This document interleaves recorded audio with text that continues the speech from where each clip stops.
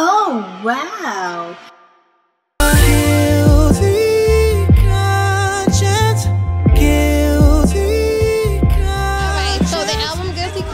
Has 5 stars on iTunes. I don't know if you're aware. Oh, it did? From everyone, there's no one that rated it lower I'm than not trying to be funny. I didn't know that. You really did? Well, I've heard that it's been doing good. We're actually gonna be doing an in-store at at Apple here in New York. Right. But we were supposed to do it while I was here this time, but they pushed it back because I guess it was selling good. But now I understand. Okay. Yeah. That's what's up. That's what's up. Yes, actually, I didn't know every that. last one of them, every single one. Like the biggest thing that I kept reading about was, "Welcome back. Finally, R&B's back." You know, and I'm not trying to boost it up. This is dead serious. Whatever. No, I'm hoping that's what people think. Yeah, I know you work really hard, and I know you've been MIA for a little bit, and the fans are saying, "Where have you been? Why'd you leave?" But good R&B's back. You know. Yeah, I appreciate that. It's funny that you said I've been MIA because the last thing I put out was called MIA The Lost Pages, and it was just kind of letting people know that I was still here, but I was grinding it out. You know, right. Free music, all original tracks and everything, but. That's dope. I'm happy that people was waiting for me to come back. You know what I mean? It means a lot to me because I really take pride in my craft. So I've told everybody this in every interview. This is probably my best vocal album yet. And like you said, you get older, you get better. You know, and that's pretty much what happened. And then on top of that, I went through some stuff, so then I had something to talk about. So. Oh, so that's dope. Yeah. So I was gonna ask you, like, what can your fans, like the ones that didn't already get the album, right. What can they expect from, this new The Guilty Conscience? Oh man, I say this. Like, this album's telling a story, so like you said, if they didn't get the album, if you heard After We, people are kind of like, oh man, that's a nice little sexual song, but that's kind of like in the beginning of the story, but right. That's really the side chick, but because it's the first song you heard, you're like, oh yeah. Yeah, exactly. But within the story, that's like, I'm not even supposed to be here. But I'm doing wrong. I'm gonna do my dirt real quick and keep it moving. I just think that they can expect something that they can relate to. I'm talking about everything. I'm talking about love. I'm talking about love making. I'm talking about the jump offs. I'm talking about fellas doing wrong and not wanting to accept responsibility. And of course, guilty conscience is the whole thing where it's like, I don't know if you've ever been in a relationship where a guy's like, where you going? What you doing? Who you talking to? That's all the guilty conscience, you know what I'm saying? It's kind of like, why you asking me this question? Are you doing something? Right. Usually that's the case. Is that so? Fellas, don't be mad at me. I'm just saying. All right, so I have to ask this because everybody's going to want to know. Why were you gone so long? Man, politics. Right. I was signed to Capitol. We put Round 2 out in 2009. And then at that time, it wasn't the right system for me. So I was like, yo, let me go. I got to go. Y'all holding me down versus putting me out there, And finally, I got off of Capitol, and then Reid signed me to Def Jam. And I sat on Def Jam for 2 years because he left, which was, all fine and dandy. I think I learned a lot in that time, you know what I mean? But he left, and of course, I wasn't anybody else's project. That was his project. So, of course, if it's not your project, you don't really care about it as much. Right. So I got shelved, and then after that, I was just like, well, if y'all don't believe in me, if you don't think that I can do something and help Def Jam as well as Def Jam helping me, then I just got to move on. So I left Def Jam, and I just decided to do it independent. And, of course, from that time on, I had to figure out, the ins and outs. Right. You know what I mean? Yeah, you definitely had to learn the business side of everything. Right. Not just being an artist, and we'll get to that though. So After We is reminiscence of Bed, right. And so that's exactly why we put it out though, because right. I was gone so long. That was the closest song to the sound that everybody remembered. Exactly. I was gonna ask you that. Yeah, so it's kind of like, okay, we want to let y'all know that this is what we're doing, and we still here. We're not expecting it to be bad, but we would just want to let y'all know we're still here. And when you get the album, you'll understand what we're talking about. So I got some backlash, because really? everybody's like, yeah, you putting out another sex song? I'm like, yo, the last song I put out was Suffocate. So it's like, you gotta kind of remind them, right? Why they loved you, and so we did that. We got Incredible coming next, and the album's out, so it's all good. That's dope. I just want to say this, and I guess this is like off camera, but you can keep it on. Bed Actually, when I was in my last year of college, I was in a dance group, and we actually did like a full thing to it. So every time, and it's dead serious. So you still remember? I'm deleting all of it. I was going to say, you still remember? We can throw on the hey, but up? I gotta do what I do though. It was like a couple of songs. We started in the movie School of Hard Knocks. Yeah. So are there any other projects on the horizon? Definitely. Everybody keeps asking me, you know, is the acting thing something I want to do right now? It's fun, you know what I mean? It's not my passion. You know, my passion is music. But on the flip side to that, being in a movie actually got me to see that there's not too many great African American movies right now. You know what I mean? So if I deal in the film world, it's going to be more so behind the scenes, writing the story versus being in it.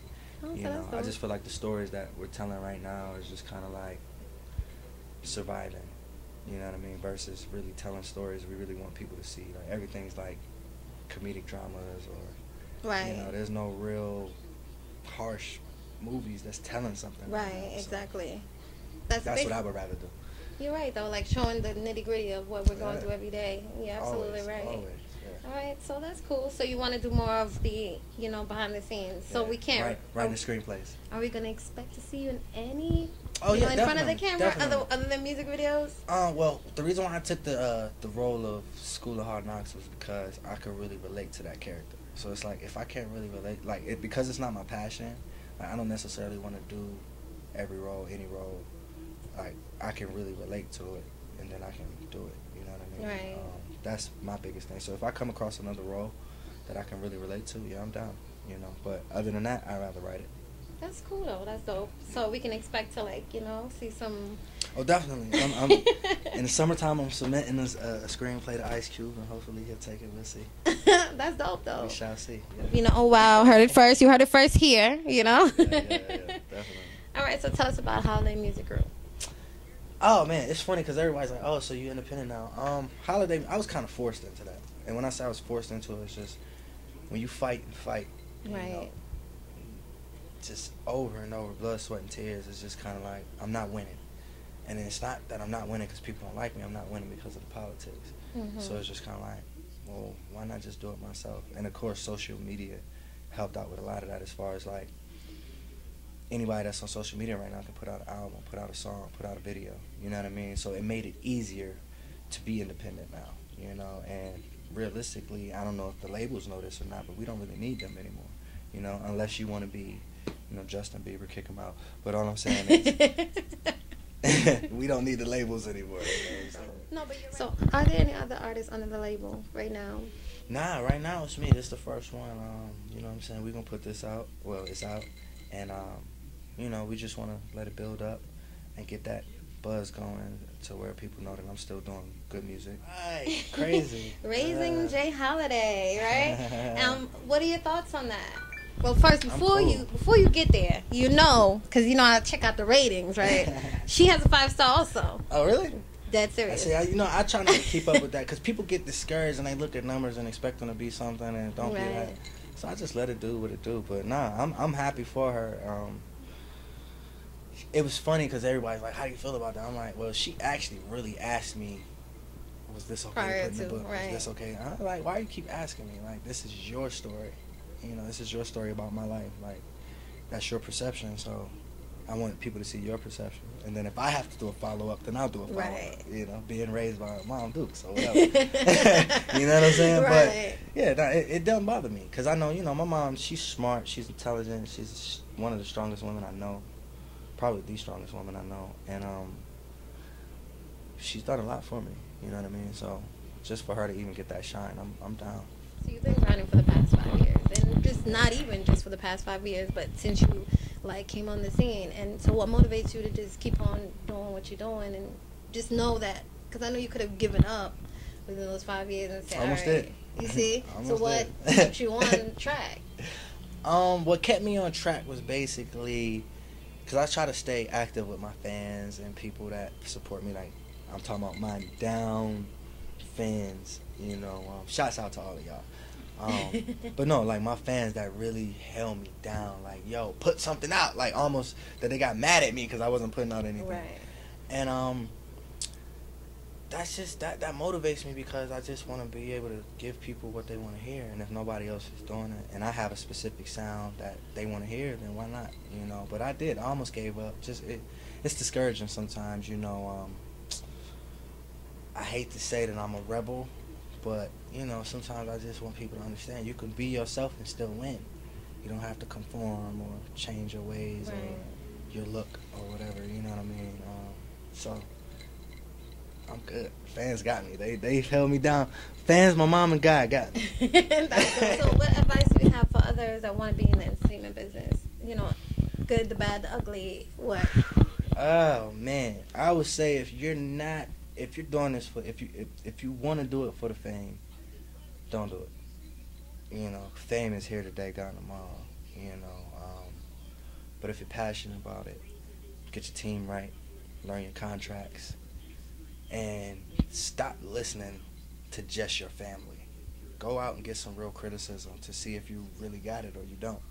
You know, because sometimes your family will put you out there and then you don't even know. You get in front of people and then your feelings get hurt because they tell you the truth. Exactly. You know what I mean? So it's like, you know, just if you're really into it, go and don't be scared of the criticism. If you want to be in it, learn. You know what I mean? This business is about learning. The more you know, the better you're going to do. All right. So now the ladies want to know why you cut your hair.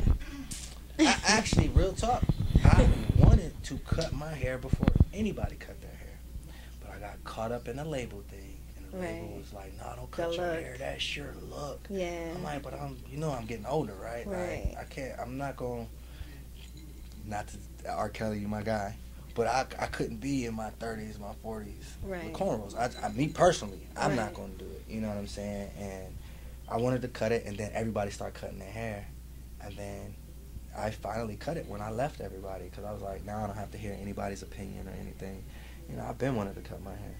Like, I wanted to start it, but, you know, it looked like I was the last to do it, but it's all good. It's all good. The biggest artists have always kept it moving. Yeah, exactly. You know, and it like that pigeonholes you. It makes you have to stay a certain way. Exactly. Straightforward. Like, I'm not about to be wearing suits and hard bottoms with cornrows, but I'm getting older to the point where I want to wear suits and hard bottoms. Right. You know, so it was a choice. Yeah, that was a choice I had to make for myself. You know what I mean? Most that. So, can you hit us off with something? Sure. I'll hit you with something from the new album. The next single actually that we're putting out, we put out After We, and then we got Incredible coming. We're about to shoot the video, so I'll do some of that. Thank you. Girl, you're the best thing that a man could ever ask for. Yeah. Baby, you've got style, you've got class. Girl, you make it look so easy. Yeah. I don't want to give you so much. I want them to. That's dope. But basically, Incredible, we're celebrating women. Right. And even though my album is about guilty conscience and everything that I've done, the good and the bad, the first song on the album is Incredible, and that's letting people know that I appreciate women, and when you my woman, everybody gonna know it, and that's what it is. Talk about your woman, right? I wasn't gonna ask. Man, no comment. You know, it's a process, man. I'm just doing this, being an artist. You know, it's kind of like a double-edged sword, you know. Right. Woman is good, and then, you know, you got the groupies, the females, the people that be online. I never realized how many people online lie, you know. Mm-hmm. But sometimes your girl might believe it. Right. Just seeing it, like, oh, I believe it. Right. You know, because of what you do. And so it's a double-edged sword. And, you know, I've luckily had somebody that's been in my corner, you know what I mean, for a long time, you know, so, you know, shouts out to her. Oh, dope. Shout out. Thank you so much, King Holiday. Welcome back. Yeah.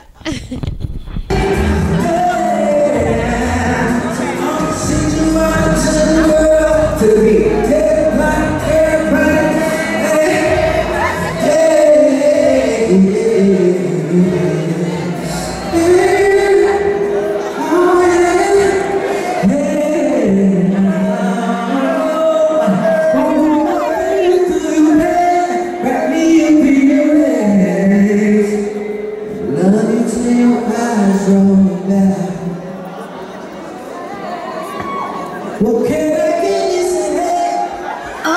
wow.